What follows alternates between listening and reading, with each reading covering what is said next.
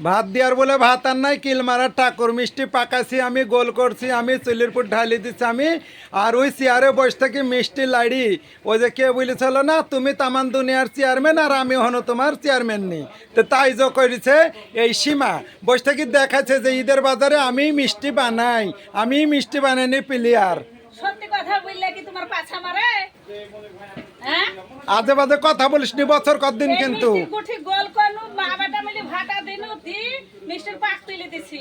হ্যাঁ। আমি এখন আজে বাজে কথা বলছি, সত্যি কথা বললে তো বলবেন যে আমার পাছা মারে। যাক আপা, আসসালামু আলাইকুম, ঈদ মোবারক। ওয়ালাইকুম সালাম, ঈদ মোবারক। ঈদ আপনি মিষ্টি তুলেন তো, কি মিষ্টি বানাচ্ছেন এটা?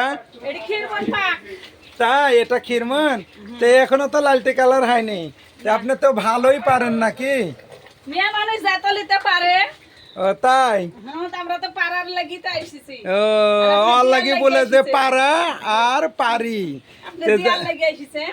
ও তার লাগি বলে না যে আল্লাহ মাইয়া মানুষ কিসের জন্য পাঠাইছে তা শোনেন, আর পুরুষ মানুষ কিসের জন্য পাঠাইছে তা মন দিয়া শুনেন। মাইয়া মানুষ পাঠাইছে আল্লাহ ফাঁক করার জন্য। ফাঁক আর করার জন্য না পাক করার ও জন্য? পাক শাক করার জন্য। হ্যাঁ হ্যাঁ হ্যাঁ, নোয়াখালী হুজুর তো ওর লাগি খালি ভুল করে।